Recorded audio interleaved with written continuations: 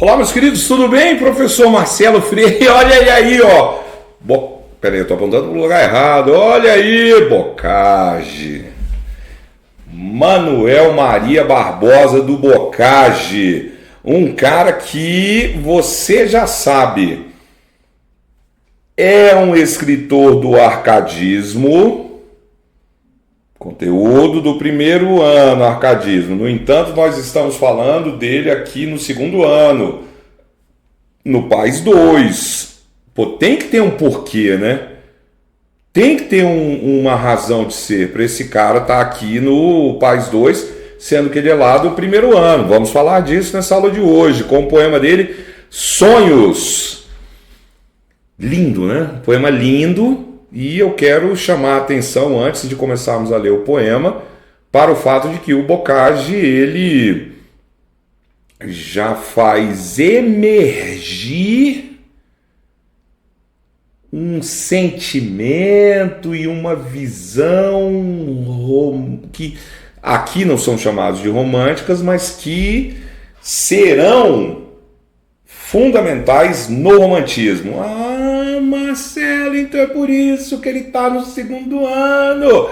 É por isso, para vocês verem de uma maneira interessante, que essa visão de mundo romântica começa a tomar conta muito fortemente da arte, de tal maneira que quem está lendo, sobretudo os alemães que já começaram o romantismo, o Bocage é a virada. O Bocage é a virada. Ó, o Bocage nasceu em 1765. Vocês estão vendo aí? Quando o Goethe, Johann Wolfgang von Goethe, lança os sofrimentos do jovem Werther em 1774, então o nosso Bocage era o Bocagezinho. Ele tinha 9 aninhos. Já estava lendo. Então, quando o Bocage escreve... Bocage viveu pouco, né, gente? Olha aí, 40 anos. Quando o Bocage vai escrever os seus poemas, esse aqui, muito provavelmente, ele escreveu no Brasil. Ele é um jovem que segue todos os preceitos do arcadismo, mas já está se contaminando com as visões de mundo muito subjetivas do romantismo.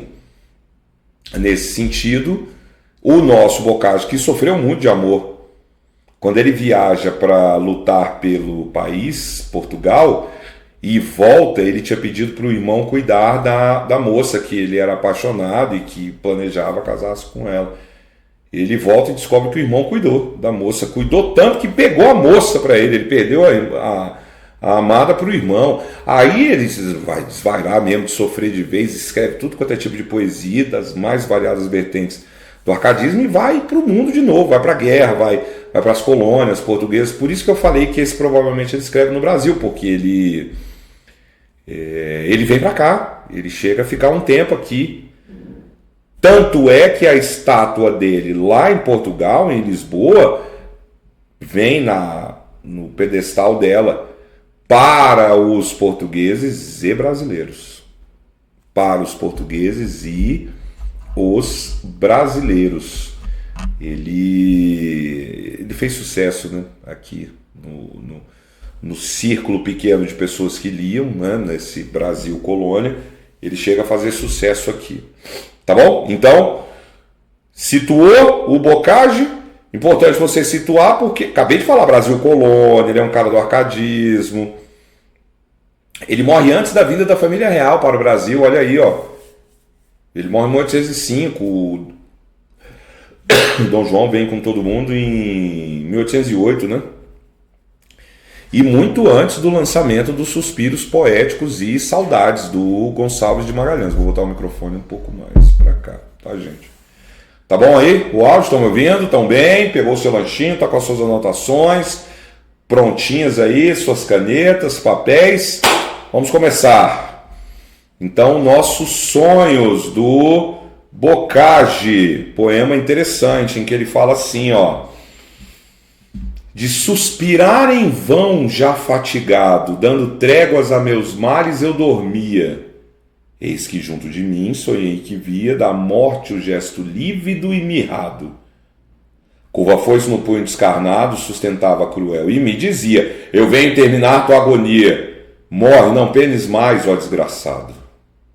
Quis ferir-me, e de amor foi atalhada, que, armado de cruentos passadores, aparece e lhe diz com voz irada: emprega noutro objeto os teus rigores, que esta vida infeliz está guardada para a vítima só de meus furores. O que será que está acontecendo aí, né? Nesse poema? O que será que está acontecendo nesse eu lírico atormentado? O ponto inicial da aula foi dizer que esse cara é do arcadismo, se apresenta aqui minimamente como uma figura de transição, uma figura que traz um poema do qual emergem questões chaves para o romantismo. Então, antes da gente mergulhar na análise do poema para enxergarmos mais essas questões românticas, vamos estabelecer algumas questões que garantem que esse poema seja Arcade. Marcelo, óbvio que a UNB vai me cobrar, né, esse tipo de peguinha. O que você é? Eu que sou eu. Eu cobro ele em prova. Né? Você que teve aula comigo, você passou por esse peguinha na prova, eu te treino, né? A prova do colégio é para te treinar, comigo é assim, né? Os outros que lutem, você que está tendo aula comigo, a gente está junto. Aluno meu vai lá para marcar todos os itens de obras do Paz e acertar.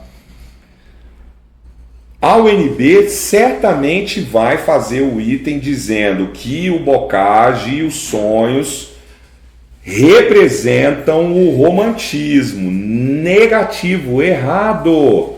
Errado, anota. O Bocage é do arcadismo. Vou botar de vermelho. Por que eu vou botar de vermelho? Para dar o tchan do romantismo, tá? Marcelo, então, se a UNB disser que ele é romântico, item errado. Se a UNB disser que o poema é do romantismo, Marcelo, tudo bem, ele é do arcadismo, mas o poema é do romantismo. Errado. Marcelo, se a UNB disser que ele é do arcadismo, mas o poema dele antecipa, provavelmente eles não vão usar a palavra antecipa, mas que o poema dele já apresenta características que serão vigentes no romantismo, que serão importantes para o romantismo, aí está certo. Tá claro, queridão, isso? Então, de novo, ele é do arcadismo, ele não é do romantismo.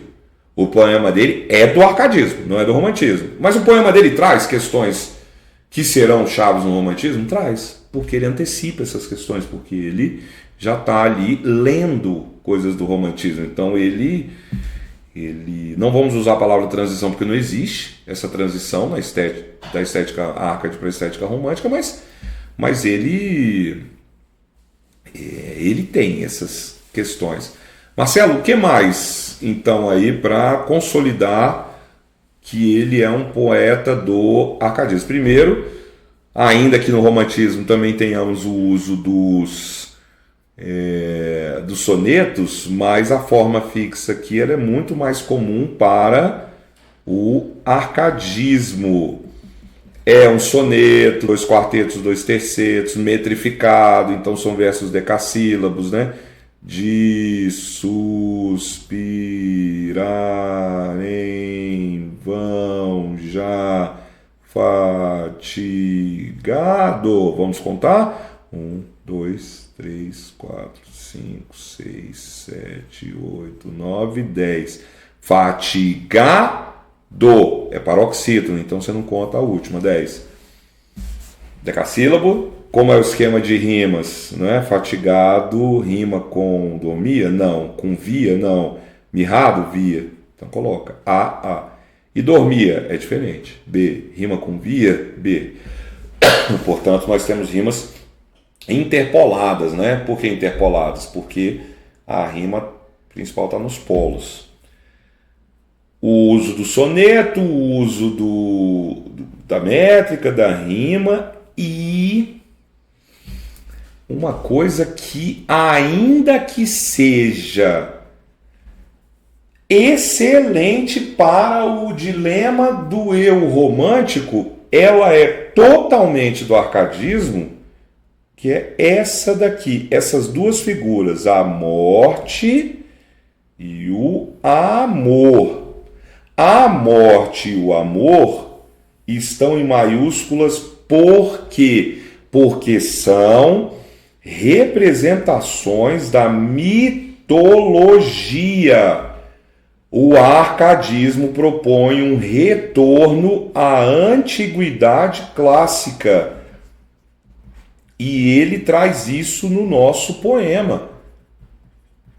O próprio nome arcadismo vem da Arcádia. Arcádia é a região da Grécia, mas é uma região mitológica. Não adianta você pegar aqui, juntar a graninha que você está economizando, né, pegar o metrô, desembarcar lá na Grécia e perguntar onde é que é a estação da Arcádia. Não tem. É diferente de parnasianismo. Porque o parnasianismo também é uma referência à antiguidade clássica, ao Monte Parnaso. O Monte Parnaso pode dar um Google aí agora. Pausa a minha aula e dá um Google aí para você ver. Ele existe. Tem o templo lá de Apolo, inclusive. As ruínas, ok, mas está lá. Agora, a Arcádia não. A Arcádia é uma região da mitologia. Olha aqui que a gente acabou de anotar. Mitologia. Então, por que eles deram esse nome para a estética deles, arcadismo? Justamente porque era para dar uma representação da volta, né, principal aí do Renascimento à Antiguidade Clássica. E a Arcádia era a região em que viviam os pastores de ovelhas, os agricultores, os ceramistas, os vaqueiros, quem tinha lá suas ovelhinhas, quem plantava. Então você não plantava dentro da cidade, você plantava fora, nessa região de natureza, uma região pastoril. Poxa, Marcelo, esse é o conteúdo do ano passado. Isso, do ano passado, né? Você estudou isso no primeiro ano. Poxa, Marcelo, tinham 2 obras do arcadismo. Exatamente. Aqui essas questões todas não serão tratadas no poema, exceto essa daqui, ó, que você acabou de anotar aí. Os deuses da mitologia. Então eles são representações de seres mitológicos. Por isso está na matriz do Paz, você tem que prestar atenção nas questões gramaticais. Por isso que estão grafados em maiúsculo, como qualquer nome próprio. Tudo bem? Então, Marcelo, todas essas questões me garantem que o poema é um poema Arcade.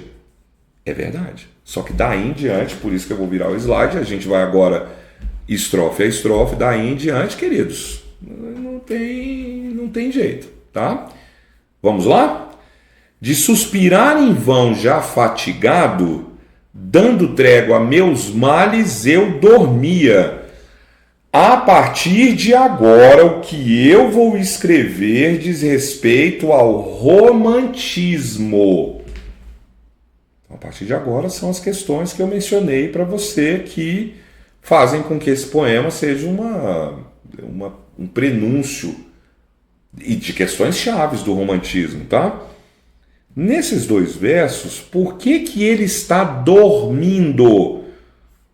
Porque ele quer, vamos anotar, fugir da realidade.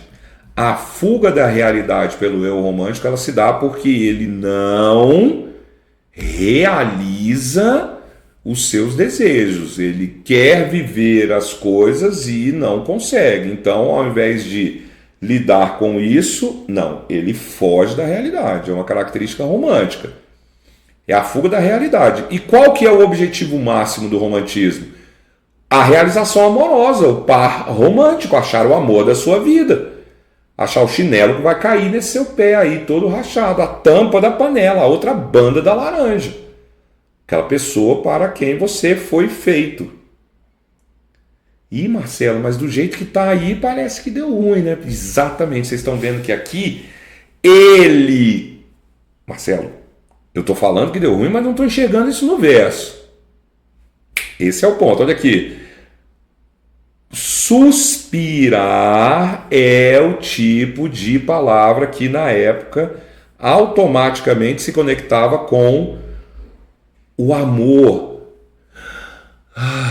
Aqui, ó, tô suspirando. Por que eu tô suspirando? Tô suspirando pela minha amada. Só que ele está suspirando em vão. Então, o que significa isso?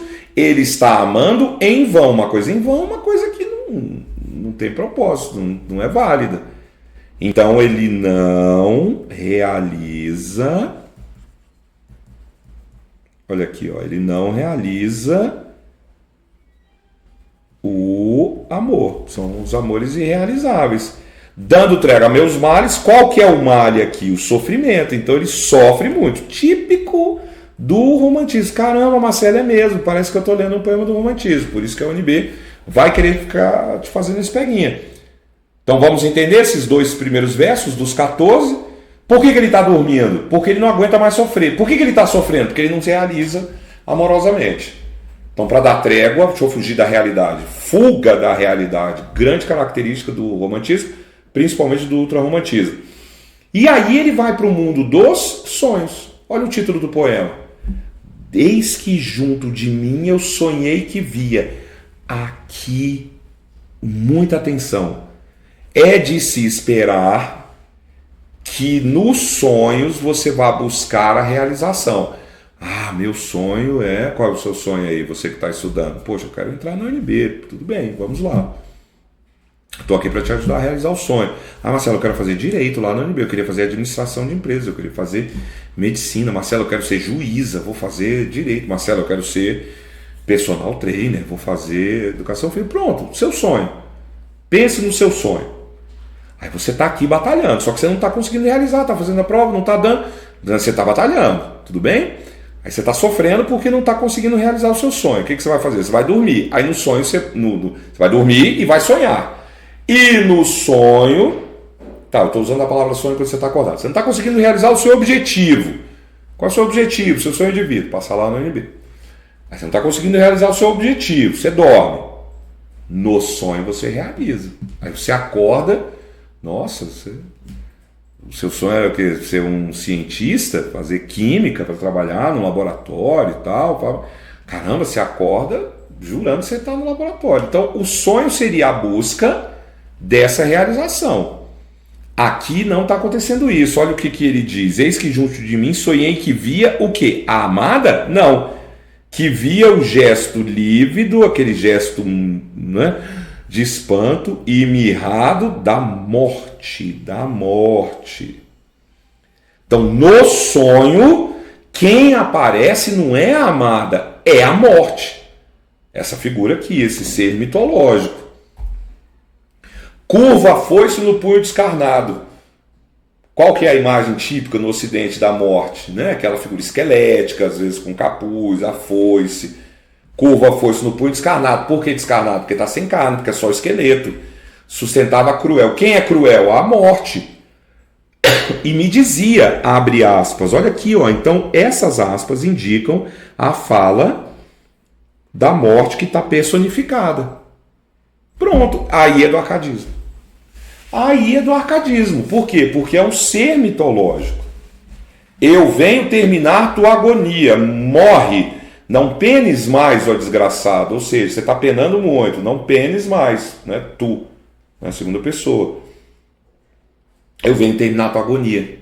Então a morte, vamos anotar aqui, a morte acaba sendo um alívio para ele, porque é o fim do sofrimento. Típico do ultrarromântico.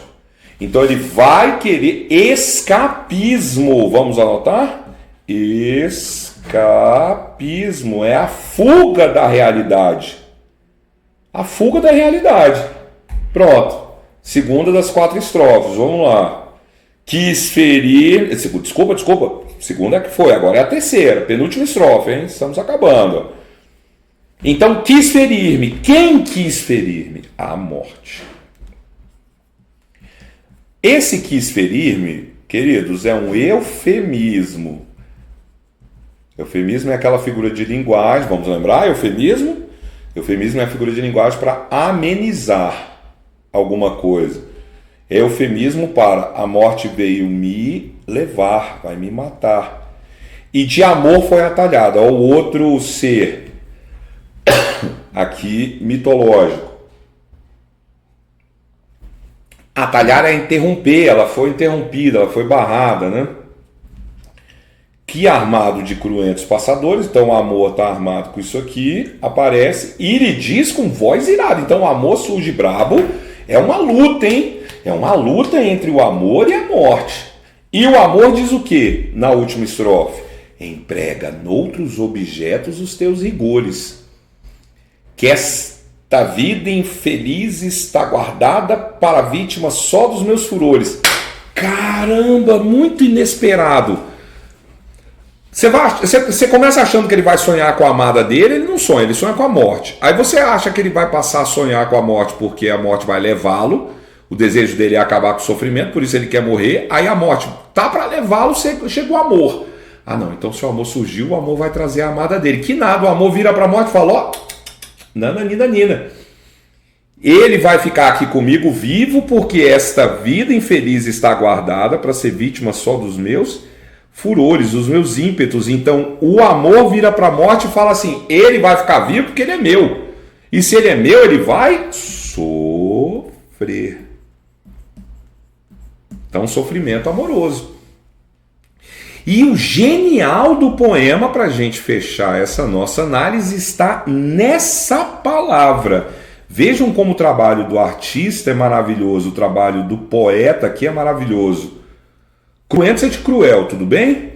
Passadores, essa palavra do português de Portugal do século XVIII. Se você abrir agora um dicionário, você não encontra o significado dela que nos interessa. Se você abrir um dicionário de Portugal, também não, atual. Agora abre um dicionário da época, foi o que eu fiz. Passadores são aquelas pontinhas, pensa nas grades, por exemplo, de casas, essas grades que tem pontas assim, sabem? Então, passador aqui é a ponta, como se fosse uma ponta de uma lança, a ponta de uma grade, a ponta. Já vislumbrou? O amor está com cruéis, o quê? O passador, então, é a flecha. Flechas cruéis. Eu não falei para vocês no início aqui da nossa aula, pausa e volta, se você esqueceu. Deve ter uns 10, 12 minutos que eu falei isso. Que essas duas figuras são seres mitológicos. Qual que é o ser mitológico, então, do amor? Não é o Eros para os gregos e Cupido para os romanos? O que o Cupido tem? Flecha. Flechada, pá, no coração. Isso é o que o amor está segurando. Olha aqui, ó, as cruéis flechas. Só que essa flechada dele aqui é para te acertar e fazer você sofrer. De amor, tipicamente romântico. Então a gente encerra essa análise do poema entendendo que o nosso Bocage traz para sua poesia elementos muito interessantes que o romantismo vai usar bastante. Tudo bem, meu querido? Minha querida, então um beijo, bons estudos e até o próximo episódio. Nós vamos analisar todas as obras, hein? Se organize aí.